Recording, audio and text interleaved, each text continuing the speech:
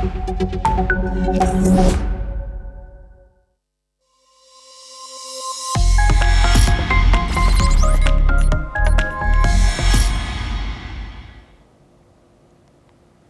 and welcome. You're watching Trending Tech on NewsX World, where we bring you the latest trends, gadgets, and tech breakthroughs from around the world.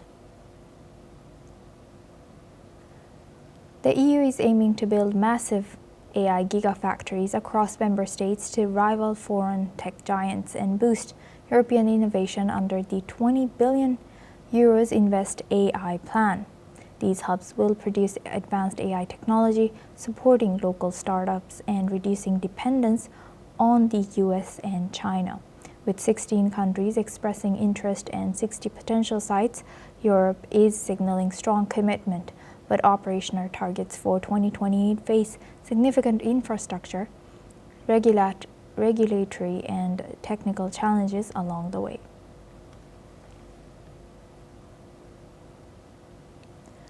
To talk about this, joining us now is Pascale Davies, technology reporter focusing on European tech and artificial intelligence with over 10 years in journalism.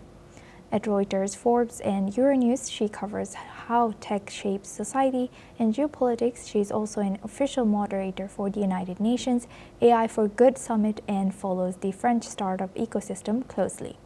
Thank you very much for joining us today. Welcome to NewsX World.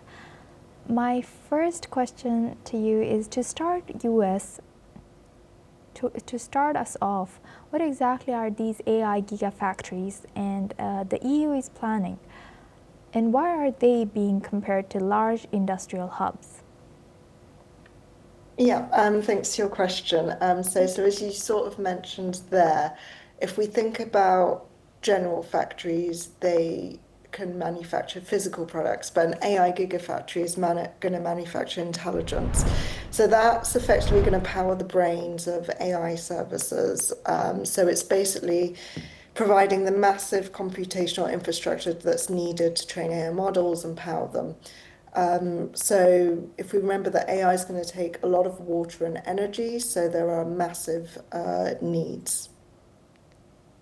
And the EU has set aside 20 billion euros, that's huge, under the Invest AI plan. So what is this money meant to build?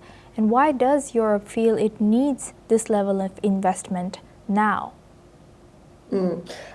So it actually comes part of the 200 billion euros that's set aside for AI in Europe, and 20 billion is just for the AI factories.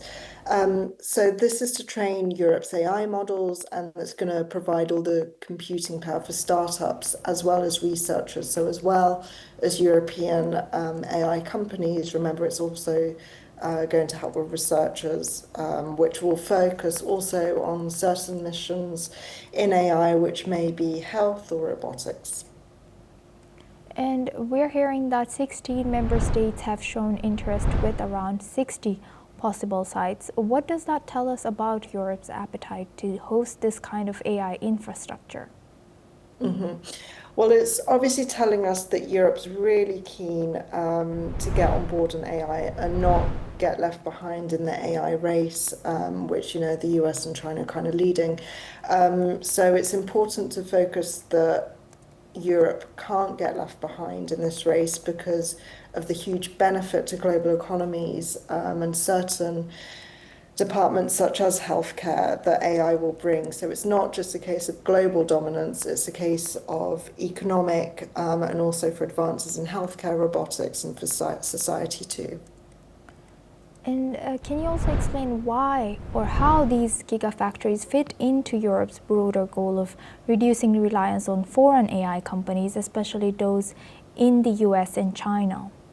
So as you mentioned, the US, it recently launched this massive Stargate plan with $500 million earmarked for AI infrastructure, and China's also investing really heavily on infrastructure. And so, again, for economical reasons, Europe risks falling behind. And what we've also seen this year in several cases is that Europe has relied, for example, on US data centers And when they go down, which was shown last month with AWS, there's a huge impact on European countries that might use their services in Europe. Um, so, there's massive consequences that might happen. So Europe definitely needs to become more sovereign, and that's what it's aimed for. And also, there's a current infrastructure gap in Europe. There's a massive demand for supercomputer facilities that are going to train Europe's AI models. So that's kind of why it's needed. And these sites are not expected to be operational until around 2028. So what are the big challenges or steps between now and then? Yeah, so one of the main things is it's going to take a couple of years because one, Europe needs the AI chips. For the moment, of course, we know the biggest companies such as NVIDIA, Europe doesn't have a massive AI chip. It has some smaller companies, but it doesn't have as much of this technology compared to, say, the US or China. And the other thing is obviously the big electricity needs. So each gigafactory is going to consume up to 1 gigawatt of electricity, which is kind of equivalent to a nuclear reactor's output. So that's massive. Yes. So, there's another factor, which is Europe has policy for clean energy. And so obviously these data centers, these AI factories, they require massive amounts of energy. So there's also this kind of balance as well of keeping up with Europe's climate ambitions, but also having enough energy to do this. So it is kind of possible because, there are 100% clean, renewable energy data centers. So it's there, but it's just gaining access to it, which is a bit of an issue. Right. And alongside the big gigafactories, the EU is also building smaller AI factories. What impact could this have on local startups and innovation, and also including the fact that you already mentioned the environmental impacts of the big ones and the small ones? So for startups that are in the right locations or near the talent hubs, the AI factories are going to be game changing because it's going to give them the massive infrastructure that they can't afford independently. And they're also going to get regulatory guidance. So it's going to level the playing field a lot with US tech giants.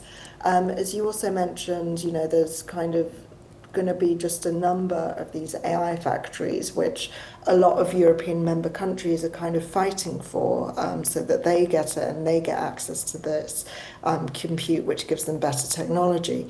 So if there are smaller AI factories as well, then it's going to, give more countries more opportunity to have access to this technology. And also, again, the kind of energy demand, yes, they're still going to be big, but they might be much smaller. So countries that might have access to smaller energy supplies, this might be really beneficial to them as well. So it's not just level the playing field against US tech giants, but also across Europe. So those are also going to be massively important.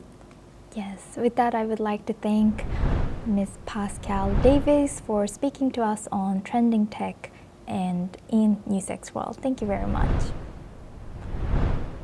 With that, it's a wrap on this episode of the Trending Tech. For more tech updates and innovations, stay tuned to NewsX World.